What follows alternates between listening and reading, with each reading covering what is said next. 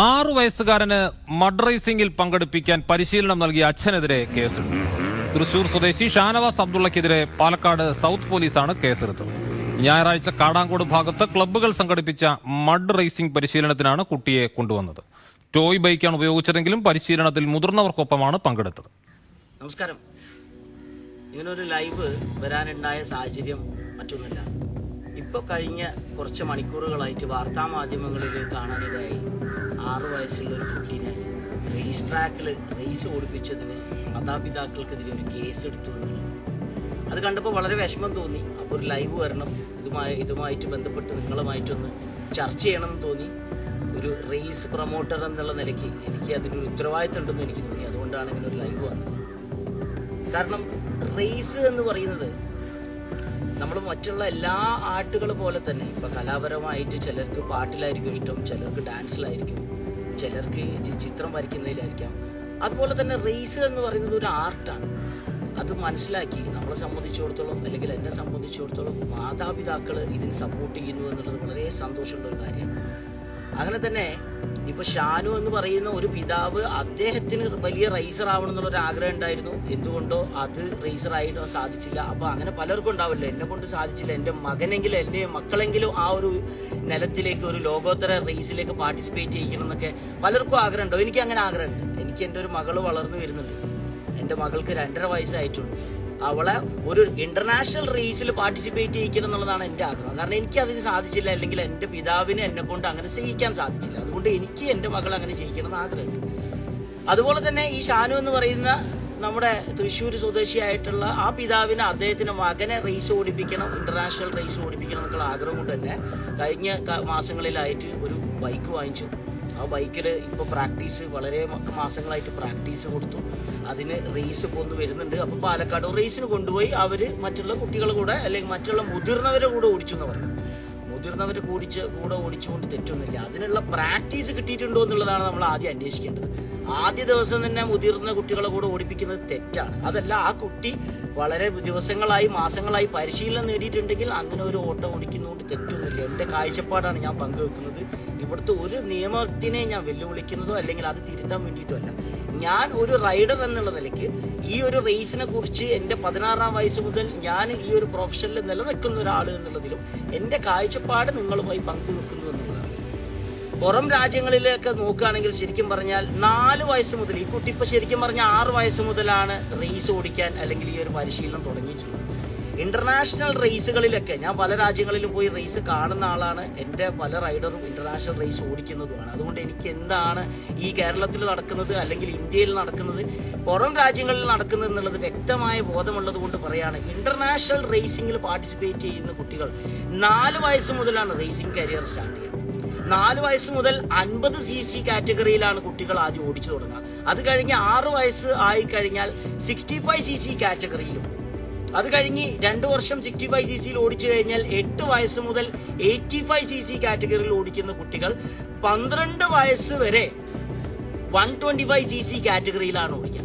ആ 125cc കാറ്റഗറിയിൽ 12 വയസ്സ് മുതൽ 16 വയസ്സ് വരെ ഓടിച്ചു കഴിഞ്ഞാൽ പിന്നീട് 250cc കാറ്റഗറിയിലും 18-ാം വയസ്സ് മുതൽ ഇന്റർനാഷണൽ വേൾഡ് റേസിംഗിലെ 450cc കാറ്റഗറിയിൽ ഓടിക്കാൻ സാധിക്കുകയുള്ളൂ എന്നുള്ളതാണ്. ഇതൊരു ചെറിയ കളിയല്ല.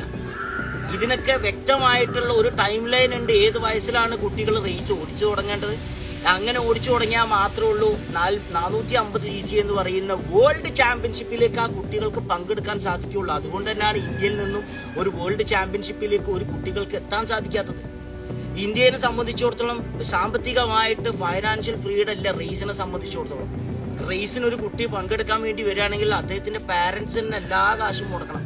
പുറത്ത് സംബന്ധിച്ചിടത്തോളം ഇപ്പൊ മറ്റുള്ള രാജ്യങ്ങളിൽ, തായ്ലൻഡ് ആവട്ടെ, ഇന്തോനേഷ്യ ആവട്ടെ, ഏത് രാജ്യത്താവട്ടെ, ഒരു റൈഡർക്ക് എല്ലാവിധ സ്പോൺസർഷിപ്പോട് കൂടിയിട്ടും പല ബ്രാൻഡ്സും ഗവൺമെന്റ്സ് ആണെങ്കിൽ ഫുൾ സപ്പോർട്ടാണ്.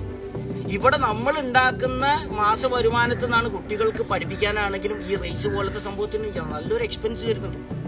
ഈ ബൈക്കിന് എന്താ വില എന്നുള്ളത് നിങ്ങൾക്ക്, കാരണം ഇന്ത്യയിൽ ഇമ്പോർട്ട് ഡ്യൂട്ടി അത്ര ഡബിളാണ്. ഈ പുറത്ത് രാജ്യങ്ങളിൽ നിന്ന് വരുന്ന റേസ് ബൈക്കാണ്. ഇപ്പൊ ഹ്യൂസ്ക്വയറിന്റെ ബൈക്കാണ് ഈ കുട്ടി ഓടിച്ചിട്ടുള്ളത്. ഈ റേസ് ഓടിക്കണം, ഇങ്ങനത്തെ ബൈക്ക് ഓടിക്കണം, ഇന്ത്യൻ കാറ്റഗറിയിൽ മറ്റുള്ള ചെറിയ ഇമ്പൾസ് പോലത്തെ, എക്സ്പൾസ് പോലത്തെ ബൈക്ക് ഓടിക്കാൻ സാധിക്കും. അപ്പൊ ഞാൻ പറഞ്ഞു വരുന്നത്, ഇവിടെ ഇന്ത്യയിൽ നിന്ന് അല്ലെങ്കിൽ കേരളത്തിൽ നിന്ന് ഒരു കുട്ടി വളർന്ന് റേസറായി വരണം എന്നുണ്ടെങ്കിൽ അതിന് സാമ്പത്തികമായിട്ടുള്ള ചെലവ് ഭയങ്കരമായിട്ടാണ്. പുറം രാജ്യങ്ങളിലൊക്കെ റൈഡർ എന്ന് പറഞ്ഞ സെലിബ്രിറ്റിയാണ്. ഇപ്പൊ നമ്മളിവിടെ സിനിമാക്കാരെ കാണുമ്പോൾ ബഹുമാനിക്കുന്നുണ്ടല്ലോ, അല്ലെ? ഒരു സെലിബ്രിറ്റി ആയിട്ട് നടക്കുന്നുണ്ടല്ലോ സിനിമയിലൊക്കെ ആർട്ടിസ്റ്റുകളായിട്ടുള്ള ആളുകൾ.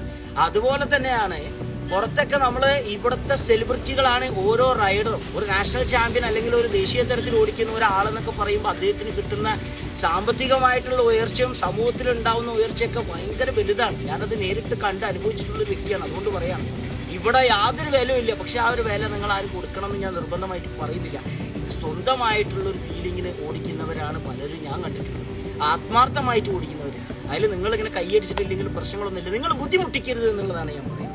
അത് ഇവിടുത്തെ ഉദ്യോഗസ്ഥരാണെങ്കിലും നിയമത്തെക്കുറിച്ച് പഠിക്കുക, നല്ല നിയമങ്ങൾ ഈ നിലവിലേക്ക് കൊണ്ടുവരിക, അല്ലെ? റോഡിൽ അഭ്യാസ പ്രകടനം നടത്തുന്ന ആളുകളാണെങ്കിൽ തീർച്ചയായിട്ടും നിയമ നടപടി സ്വീകരിക്കണം, അവരെ അറസ്റ്റ് ചെയ്യണം. 100% സപ്പോർട്ട് ചെയ്യുന്നത്. ഇത് ഒരു റേസ് ട്രാക്കിലാണ് ഈ കുട്ടി ഓടിക്കുന്നത്. അതിന് നമ്മൾ 2 കൈയടിച്ച് സ്വീകരിക്കേണ്ടതാണ്. ആ കുട്ടി ഓടിക്കാൻ എക്സ്പീരിയൻസ് ഉണ്ടോ എന്നുള്ളത് ഒരു പരിശോധന നടത്താം. ഉണ്ടോ, ആ കുട്ടിക്ക് പരിശീലനം കിട്ടിയിട്ടുണ്ടെങ്കിൽ കുട്ടി ഏത് പ്രായക്കാരെ കൂടെ ഓടിക്കട്ടെ, അത് കുട്ടിയുടെ ഗട്സാണ്. അതിന് വേണ്ട സപ്പോർട്ട് മാതാപിതാക്കൾ കൊടുക്കണം, അവരെ നമ്മൾ പ്രോത്സാഹിപ്പിക്കുകയാണ് വേണ്ടത്. അപ്പൊ ഈ ഒരു 2 വാക്ക് നിങ്ങളുമായിട്ട് ഈ വാർത്ത കാണുമ്പോൾ ഭയങ്കര വിഷമമുണ്ടാക്കും. കാരണം നമ്മളൊക്കെ ഈ ഒരു ലിവിങ് ഫോർ മോട്ടോ സ്പോർട്സ് എന്നാണ് എൻ്റെ ലോഗോന്റെ കൂടെ തന്നെ കൊടുത്തിട്ടുള്ളത്. അത് ആത്മാർത്ഥമായിട്ട് കൊടുക്കുന്നതാണ്, ഒരു ഭംഗിക്ക് വേണ്ടിയിട്ടുള്ളതല്ല. ഇവിടെ 2020 തൃശ്ശൂർ ഒരു ദേശീയ തരത്തിലുള്ള ബൈക്ക് റേസ് നടത്തിയിട്ടുണ്ടായിരുന്നു. ദേശീയ തരത്തിലുള്ള ഇന്റർനാഷണൽ റേസ് ആയിരുന്നു. അതിൽ റഷ്യയിൽ നിന്നും ജർമ്മനിയിൽ നിന്നൊക്കെ റൈഡേഴ്സിനെ ഞാൻ കൊണ്ടുവന്നിട്ടുണ്ട്, ഫ്രീ സ്റ്റൈൽ ഷോ ചെയ്യാൻ വേണ്ടിയിട്ട്. അതായത് നമ്മളിങ്ങനെ റാമ്പിൽ ചാടിക്കുന്ന ഒരു പരിപാടി ഉണ്ട്. അറിയാത്തവർക്ക് വേണ്ടിയിട്ടാണ് അങ്ങനെ പറയുന്നത്. ഫ്രീ സ്റ്റൈൽ എന്ന് പറഞ്ഞാൽ ചിലപ്പോൾ ചിലർക്ക് മനസ്സിലാവും. അപ്പോൾ അത് ഇന്റർനാഷണൽ, അന്ന് 10 വയസ്സുള്ള അലീന എന്ന് പറയുന്ന കുട്ടി തൃശ്ശൂരുകാരുടെ മൊത്തം ജനശ്രദ്ധ പിടിച്ചു പറ്റി. ബാംഗ്ലൂരിൽ നിന്ന് കുട്ടിയാണ്. അപ്പോൾ ആ കുട്ടീനെ എല്ലാവരും 2 കൈകളും നീട്ടി സ്വീകരിച്ച് അന്നൊന്നും ഈ പ്രശ്നങ്ങളൊന്നും വന്നില്ല. അന്ന് ആ കുട്ടി വലിയ കുട്ടികളുമായിട്ട് തന്നെ ഓടിച്ചിട്ടുള്ളത്. അപ്പൊ ഇതൊക്കെ ആരതൊക്കെ വ്യക്തി താല്പര്യം കൊണ്ട് ചെയ്യുന്നതാണോന്നൊന്നും എനിക്കറിയില്ല. പിന്നെ വാർത്താ മാധ്യമങ്ങളൊക്കെ പല രൂപത്തിൽ എഴുതും. എൻ്റെ ആ താറ് അന്ന് മറച്ചിട്ടപ്പോൾ മനഃപൂർവ്വം ബോധപൂർവം മറച്ചിട്ടെന്നൊക്കെയാണ് വാർത്താ മാധ്യമങ്ങളിൽ വന്നത്. അത് മറ്റൊരു വശം. അപ്പോഴെനിക്കറിയാം ഇതിന്റെ സത്യാവസ്ഥ എന്താണെന്നുള്ളത്. ഇത് ഏത് രൂപത്തിലാണ് വാർത്താ മാധ്യമങ്ങൾ വരുത്തി തീർക്കാമെന്നൊന്നും എനിക്കറിയില്ല. എന്ത് തന്നെ ആയാലും ഇവരെ വലിയ ബുദ്ധിമുട്ടിക്കാതെ ഇവരെ ഇത്തരത്തിലുള്ള പ്രശ്നങ്ങളൊന്നും ഒഴിവാക്കണം എന്നുള്ളതാണ് എൻ്റെ ഒരു അഭ്യർത്ഥന എന്ന് പറയുന്നത്.